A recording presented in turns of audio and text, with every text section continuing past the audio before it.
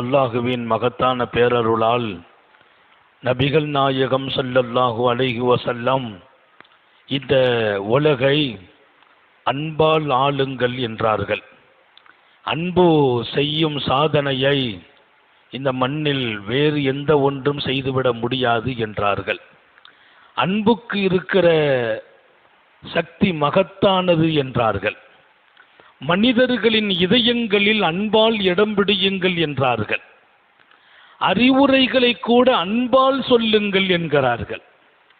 ஒருவரை நெறிப்படுத்த வேண்டும், மார்க்கம் கொடுக்க வேண்டும், அல்லாஹ்வையும் ரசூலையும் அவருக்கு தர வேண்டும், அன்பால் கொடுங்கள் என்றார்கள். அல்லாஹ் ஃபிரௌனுக்கு மூசா கலீமுல்லாவை அனுப்பும்போது மென்மையாகவே நடங்கள் என்றான் அல்லாஹ்.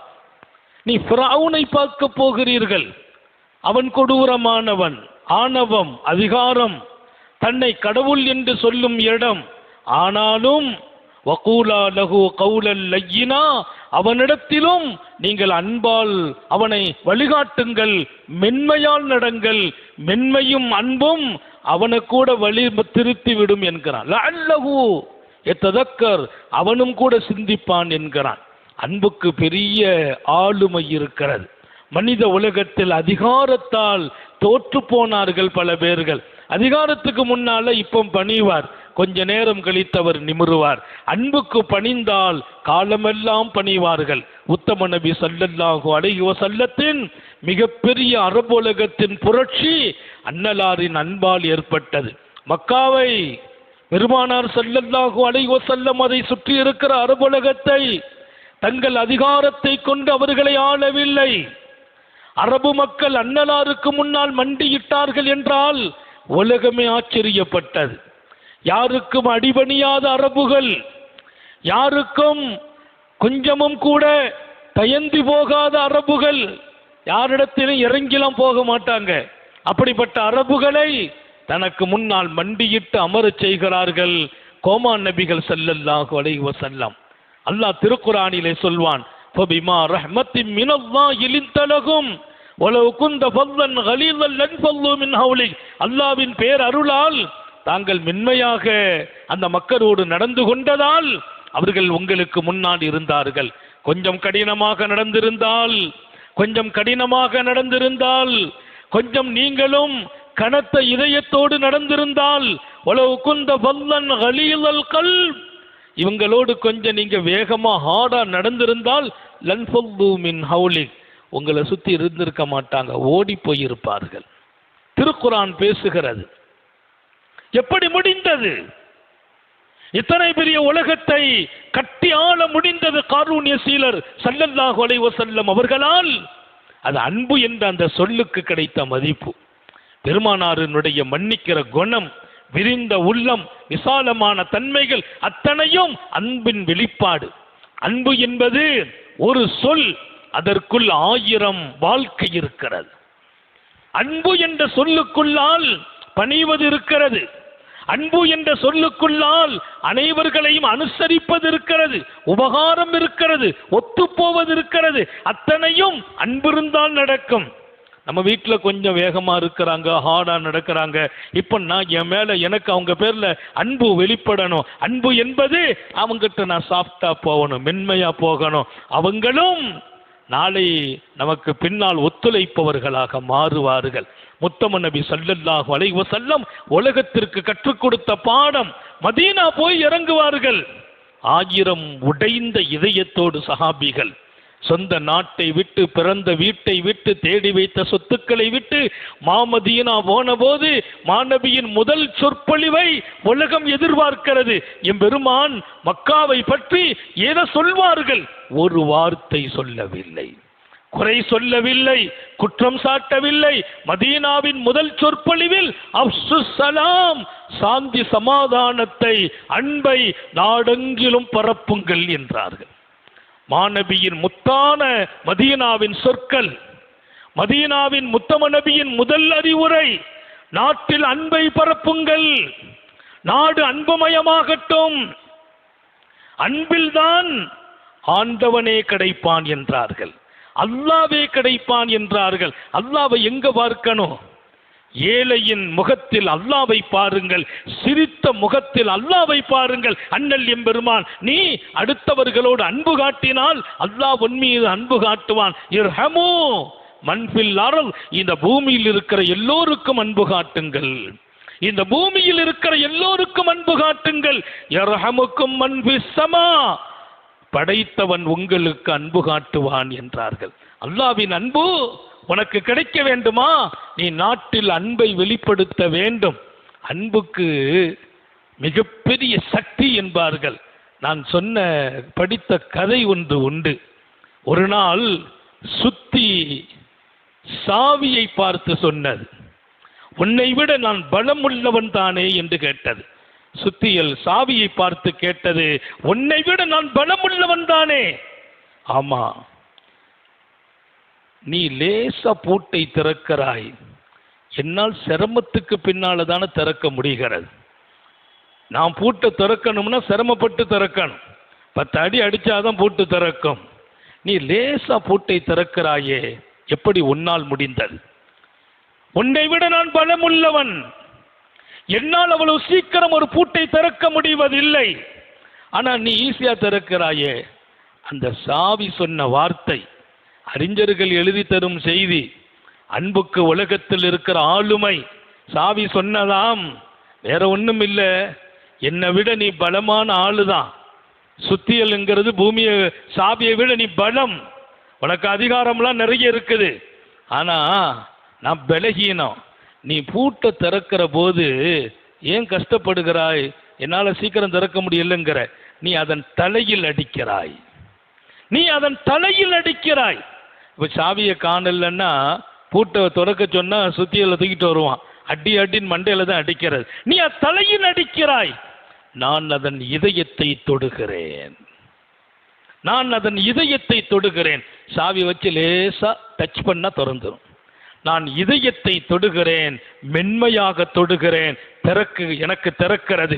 நீ தலையில் அடிக்கிறாய், வேகமாக அடிக்கிறாய், உனக்கு திறப்பதில்லை. இங்கே சொல்லித்தரும் பாடம், அன்பாக எதை கையாண்டாலும் அங்கே வெற்றி கிடைக்கிறது. இன்னைக்கெல்லாம் வாடிக்கையாளர்கள் யாருக்கு அதிகம்னா அன்பானவர்களுக்கு. நீங்க நிறைய பாருங்க, மருத்துவமனையாகட்டும், இன்றைக்கு பொது நிறுவனங்களாகட்டும், மாத்திரமல்ல குழந்தைகள் பராமரிக்கும் இடமாகட்டும், பள்ளிக்கூடங்களிலிருந்து பல்கலைக்கழகங்கள் வரையிலும் குழந்தைகளை பராமரிக்கும் இடங்களிலெல்லாம் பெண்களை பணியாளர்களாக நிறுத்துகிறார்கள். ஏன்? அவர்களுக்குள்ளே இருக்கிற அன்புதான் காரணம். பெண்கள் இருக்கும் அந்த குழந்தைகளை பராமரிக்கணும்னா அந்த பராமரிப்பு ஆலயத்திலே பெண்கள், முதியோர்கள் ஆதரவு இல்லத்தில் பெண்கள் பராமரிக்கும் பொறுப்பு. என்ன, ஆண்களை விட அந்த மென்மையை கையாளும் தன்மை பெண்களிடத்திலேயே அதிகமாக இருப்பதால் அவர்கள் அங்கே பணியமர்த்தப்படுகிறார்கள். அன்புக்கு தான் கட்டுப்படுகிற மக்கள் இருக்கிறார்கள், அதிகாரத்திற்கு கட்டுப்படுகிறவர்கள் மிக குறைவானவர்கள். ஹாரூனிய சீலர் ஸல்லல்லாஹு அலைஹி வஸல்லம் அவர்களை தாக்க வந்த எத்தனை பேர்! வரலாறை திறந்தால் நூற்றுக்கணக்கான வரலாறுகள். கண்மணி ரசூல் ஸல்லல்லாஹு அலைஹி வஸல்லத்தை தாக்கி விடுவோம் என்று உறுதி கொண்டு வந்தவர்கள்.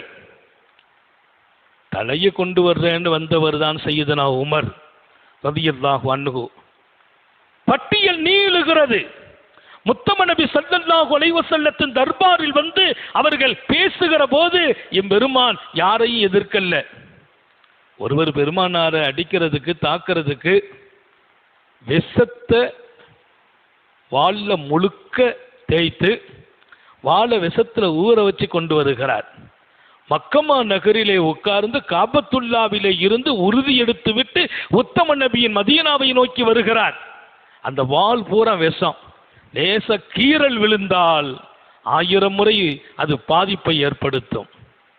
மதீனாவின் உத்தம நபியின் இருக்கும் இடம் நோக்கி அவர் வந்தபோது அவரை பார்த்து விட்ட சையதுனா உமர் பாய்ந்து போகிறார்கள். யா ரசூலல்லாஹ், அவர் சொன்ன வார்த்தை இப்போ அவர் சஹாபி ஆயிட்டாங்க, சொல்ல முடியாது. யா ரசூலல்லாஹ், நாய் வந்திருக்கிறது என்றார் உமர். கல்புன் மின் கிலாபில்லாஹ், அல்லாஹ்வின் நாய் இது வெறி பிடித்த நாய் என்றார்கள். அவ்வளவு வெறியோடு வந்திருக்கிறார். உமர் இப்னு கத்தாபின் நாவில் வந்த வார்த்தை அது. சஹாபாக்கள் எல்லாம் கொஞ்சம் நடுக்கமும் கூட. அவர் அத்தனை கொடூரமானவர். என் பெருமான் ஸல்லல்லாஹு அலைஹி வஸல்லம் விடுங்க உமருன்ட்டாங்க. இல்லை, இவர் ஆபத்தானவர் என்று கடுமையா பிடிக்கிறாங்க, விட்டுருங்கன்னாங்க. அவர் உள்ள வர்றாரு. அவர் வந்த நோக்கத்தை பெருமானார் சொன்னாங்க. அவர் வந்த நோக்கத்தை சொன்னாங்க.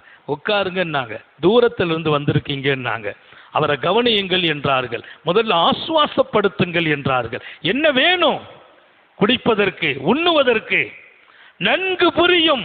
அவர் ஏன் வந்தார்? அவர் வந்த காரணத்தை நபி சொல்றாங்க.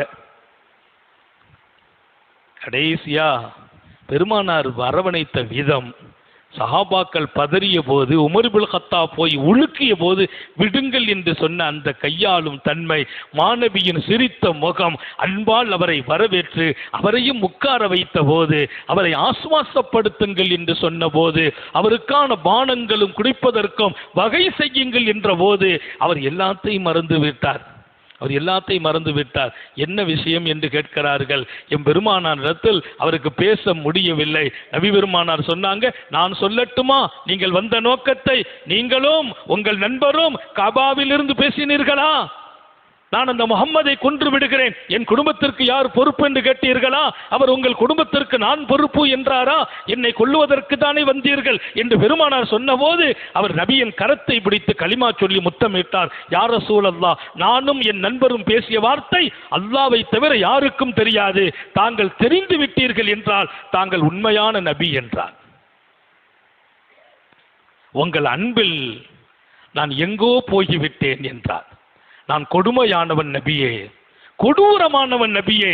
இதுவரையிலும் தங்களை குறித்து நான் பேசிய சொற்கள் ரொம்ப ஆபத்தான சொற்கள். இப்போதுதான் தங்கள் அருகாமைக்கு வந்தேன், அன்பை அறிந்து கொண்டேன் என்கிறார். என் பெருமான் கேட்டாங்க, ஒன்றும் பிரச்சனை இல்லைப்பா, அது கழுத்தில் எதுக்கு இன்னும் அந்த வாள் தொங்குதுன்றாங்க. வாள் எதுக்கு கழுத்தில்? இல்லை, ஒரு பாதுகாப்புக்கு கொண்டு பத்திரமா நோட்டி வச்சிருப்பா, அதில் நிறைய விஷம் இருக்குதுன்னாங்க. அதில் நிறைய விஷம்.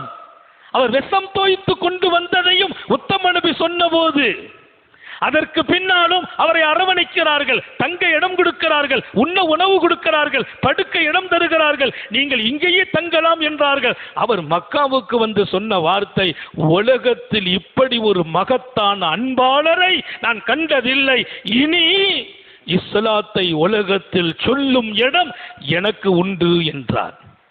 அவர் கலிமா சொல்லிட்டு போனாருங்கிறது இல்லை, மிகப்பெரிய இஸ்லாமிய பிரச்சாரராக மாறுகிறார், உத்தம நபியின் அன்பு தோழராக. வரலாறு சொல்லி தருகிற பாடம். எனவே அன்புதான் ஆளும். வீட்டிலையும் சரி, பிள்ளைங்கள்ட்டையும் சரி, மனைவி மக்கள்கிட்டையும் எப்போதுமே அன்பாக நடங்கள். சமுதாயத்துக்கிடையே அன்பு காட்டுங்கள், மனிதர்களுக்கு மத்தியில் அன்பு காட்டுங்கள்.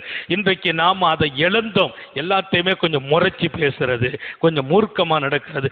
ரோட்டில் வண்டியில் போனோம்னா தப்பாக வர்றான், ரூட்டு சரியில்லை, பையன் பைக்கில் வர்றான், நம்ம முன்னால் ஒரு ஆட்டோ போது அவர் கரெக்டாக போனாலும் அவன் வந்தா உள்ளே வந்துடுறான், இடம் கொடுக்கல. அப்படி ஒரு முறைச்சி பார்க்கிற பழக்கம் நம்ம பிள்ளைங்களை பாதிச்சிருக்குது. அது எப்படி உருவாச்சின்னு எனக்கு தெரியல. 10 வயசு பையன்ல இருந்து 25 வயசு பையங்க வரைக்கும் வாகனம் ஓட்டினாலும் சரி, எது இருந்தாலும் சரி, தெருவில் அவங்க விளையாடிக்கிட்டு நிற்கிறாங்க. ஒரு வாகனம் வருது, அந்த வாகனம் கிராஸ் பண்ணணும், கொஞ்சம் ஆரன் அடித்தா நகர்றது இல்லை. ஒரு பார்வை, அது என்ன பார்வைன்னு கேட்குறேன். அது ஒரு ஆணவ பார்வையா, அதிகார பார்வையா? அதெல்லாம் வளரும் இந்த காலத்தில் டேஞ்சர். பெரிய மனிதர்களை முறைத்து பார்க்கிற பழக்கம், கேலி செய்கிற பழக்கம், அவங்க முன்னால ஸ்பீடா போற பழக்கம், அதெல்லாம் எத்தனை ஆரோக்கியமற்றது. இதுவெல்லாம் அன்புகளை இழந்த பாடம் பெற்றோர்கள் படிச்சு கொடுக்கணும். இன்னைக்கு நமக்கு தெரிஞ்சு நான் பல ஊருக்கு போனாலும் நம்ம பிள்ளைங்கள்ட்ட சில நடவடிக்கைகள் எல்லாம் இன்னும் சரி செய்யப்பட வேண்டும். ஒழுக்கம் சார்ந்து உருவாக்கப்பட வேண்டும். முறைக்கிற தன்மை, கொஞ்சம் கௌரவ குறைவா நடத்துகிற தன்மை, இதுவெல்லாம் மாறணும். ஒரு காலம் இருந்துச்சு, யாராவது பெரியவங்க வந்தா கல்லாவில் இருந்து எஞ்சி நிற்பாங்க.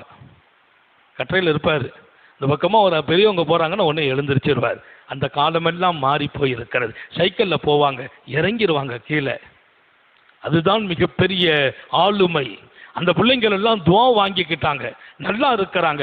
எனவே இந்த உலகத்தில் நீங்கள் மகத்தான இடம் வருவதற்கு கொஞ்சம் பணிவு இருக்கணும். பெருமானார் ஸல்லல்லாஹு அலைஹி வஸல்லம் சொன்னாங்க, பணிவு ஒரு மனுஷனுக்கு கிடைச்சிச்சுன்னா அவர் யாரு தெரியுமா?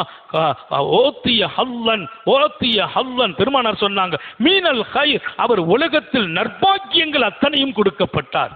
வாழ்க்கையில நற்பாக்கியம் பூரா உனக்கு கொடுக்கப்படணுமா, கொஞ்சம் சாஃப்டாகிவிடு, மென்மையாகிவிடு, பணிவாகிவிடு. இந்த குணமெல்லாம் அன்பின் அடையாளம். அப்போ மக்கள்கிட்ட அன்பு காட்டணும்னா மக்கள்கிட்ட கொஞ்சம் இறங்கி போகணும். ஒருத்தர் மட்டும் பேசினாலும் எதிர்த்து நிற்க கூடாது. நாங்கள் ஸல்லல்லாஹு அலைஹி வஸல்லம் அல்லாஹ்வுடைய திருக்குரானின் வான்மறை வாஹ்சின் கமா அஹ்ஸனல்லாஹு இலைக், அல்லாஹ் உனக்கு உபகாரம் செய்த மாதிரி மக்களுக்கு நீ உபகாரம் செய்ய. அல்லாஹ் உனக்கு உபகாரம் செய்கிற போது நீ யாருன்னு பார்த்தானா? நீ மூர்க்கமானவன் என்று பார்த்து நிறுத்திட்டானா? இல்லையே. நீ அல்லாஹ்வை மறுத்தவனாச்சே, கொடுக்காம இருந்தானா? அல்லாஹ்வை மறுத்தவர்களுக்கும் கொடுத்தான், அல்லாஹ்வே இல்லை என்று சொன்னவர்களுக்கு உபகாரம் செய்தான். அல்லாஹ் உபகாரம் செய்யறது ஆள் பார்த்து செய்யறது இல்லை. பாவிகளுக்கு உபகாரம் செய்வான், நல்லவர்களுக்கு உபகாரம் செய்வான், அல்லாஹ்வையே மறுக்கிறவர்களுக்கு உபகாரம் செய்வான். அல்லாஹ் சொன்னான், நான் உனக்கு உபகாரம் செய்ததை போல் என் அடியார்களுக்கு நீ உபகாரம் செய். அப்போ மக்களுக்கு உபகாரத்தை நம்ம கொடுக்கிற போது சமமாக, அவர் எந்த மதமோ எந்த ஜாதியோ அதையெல்லாம் தாண்டி நான் உபகாரம் செய்யணும்னா அன்பு இருக்க வேண்டும். மனிதன், அரபில ஒரு பழமொழி உண்டு, அல் இன்சானு அப்துல் யஹ்சான், மனிதன் உபகாரத்தின் அடிமை. ஒரு மனிதன் நமக்கு அடிமையாகணும்னா உபகாரம் செய்யுங்க, எதிரி கூட அடிமையாகி விடுவான். அல்லாஹ் திருக்குரானிலே இத்ஃபா பில்லத்தி அஹ்ஸன் ஃபைதல்லதி பைனக வ பைனஹு அதாவா, எதிரியை எதிர்த்து நிற்காதே என்றான். எதிரியை கூட எதிர்த்து நிற்காதே. அவன் எதிரியாச்சு, அவனை எப்படி நம்ம எதிர்கொள்றது? எதிரியை எதிர்த்து எதிர்கொள்ள வேண்டாம். அப்ப என்ன பண்ணணும்? அன்பை காட்டுங்கிறான் அல்லாஹ். வாஹ்சின், திருக்குரான் சொல்லும், இத்ஃபா பில்லத்தி அஹ்ஸன், இத்ஃபா பில்லத்தி அஹ்ஸன் ஃபைதல்லதி பைனக வ பைனஹு அதாவா கன்னஹு வலியுன் ஹமீம். எதிரித்த கூட நல்லதை கொண்டே அவனை டீல் பண்ணு. அவன் தீங்கு செய்யும் போது பகரத்துக்கு தீங்கு செய்யாதே, நல்லது செய், அவன் நாளைய உன் நண்பனாக மாறுவான். திருக்குரான் பேசுகிறது. எதிரியை கூட நண்பனாக ஆக்குங்கள். நண்பனை எதிரியாக மாற்றிவிட்டோம், நண்பர்களை எதிரியாக்கினோம். மூர்க்க குணத்தால், பிடிவாத தன்மைகளால், ஆணவத்தால், கர்வத்தால் அடங்குங்கள், உங்களுக்கு முன்னால் உலகம் அடிபணியும் என்றார்கள் நபிகள் நாயகம். அடங்குங்கள். இன்னைக்கு ஆணவம் கூடி இருக்கிறது, அதிகாரம் கூடி இருக்கிறது. யாரா இருந்தாலும் நம்ம யாரு அந்த எண்ணத்தில் நீ வீழ்கிறாயே தவிர உயர்வதில்லை. நான் உயரணும், மக்களிடத்தில் இடம் பிடிக்கணும், எல்லாரோடும் ஒரு கண்ணியமான வாழ்க்கை கிடைக்கணும், எல்லாரிடத்திலும் அன்பை பரப்புங்கள் என்கிறார்கள் முத்தம நபிகள் ஸல்லல்லாஹு அலைஹி வஸல்லம். எல்லாம் அல்ல அல்லாஹ் அப்படி அன்பை நாடெங்கும் பரப்பும் இடத்தில் வாழச் செய்வானாக. அன்பால் குடும்பத்தை ஆளுவோம், பிள்ளைகளை ஆளுவோம், மனைவியை ஆளுவோம், பெற்றோர்களை ஆளுவோம். முதுமையான அந்த காலத்தில் பெற்றோர்களுக்கு கூட அவங்க ஏங்குறாங்க, காசுக்கு இல்லை, அன்புக்காக ஏங்குறாங்க. ஒரு தாய் தன் மகன்ட இருந்து எதிர்பார்க்கிறது காசு அல்ல, அன்பை எதிர்பார்க்கிறாள். ஒரு கணவனிடத்தில் மனைவி அன்பை எதிர்பார்க்கிறாள். பிள்ளைகள் பெற்றோர்களிடத்தில் அன்பை எதிர்பார்க்கிறார்கள். பிள்ளைகளிடத்தில் கூட கனிவாக நடக்காத தந்தையை நான் என்ன சொல்வது? மனைவியை அன்போடு அரவணைக்காத கணவனை என்ன சொல்வது? முதுமையான பெற்றோர்களுக்கு அன்பை தராத பெற்றோர்கள் பிள்ளைகளை என்ன சொல்வது? அப்படியானால் அன்பை கொண்டு அவர்கள் நம்மோடு வாழ்வதற்கு துடிக்கிறார்கள். அன்பு மயமாக நாடும் வீடும் ஆக வேண்டும். அதுதான் உத்தம நபியின் உரத்த குரல். எல்லாம் அல்ல அல்லாஹ் அப்படி வாழ்வதற்கும் சமூகத்தை உருவாக்குவதற்கும் நமக்கு தௌஃபீக் செய்வானாக. சோதனைகளிலிருந்து பாதுகாப்பானாக, கெட்ட முடிவுகளிலிருந்து பாதுகாப்பானாக. நீண்ட நெடிய நாட்கள் நோய் நொடிகள் இல்லாமல் உடல் ஆரோக்கியத்தோடு மனநிறைவோடு இன்பத்தோடு அல்லாஹுவை நின்று வணங்கி வழிபட்டு வாழும் நசீபையும் பாக்கியத்தையும் எல்லாம் அல்ல அல்லாஹ் உங்களுக்கும் எனக்கும், நம்மை ஈன்றெடுத்த தாய் தந்தையர்களுக்கும், நமது மனைவி மக்கள் உற்றார் உறவினர் யாவருக்கும் கொடுத்தருள் புரிவானாக. நமது உயிரினும் மேலான கண்மணி காத்தமுன் நபியின் சர்க்காரை ஆலம் சுந்தர நபிகள் ஸல்லல்லாஹு அலைஹி வஸல்லம் அவர்களை கனவிலும் நனவிலும் கண்டுகளிக்கும் பெரும் பாக்கியத்தை அல்லாஹ் நம் எல்லோருக்கும் கொடுத்தருள் புரிவானாக.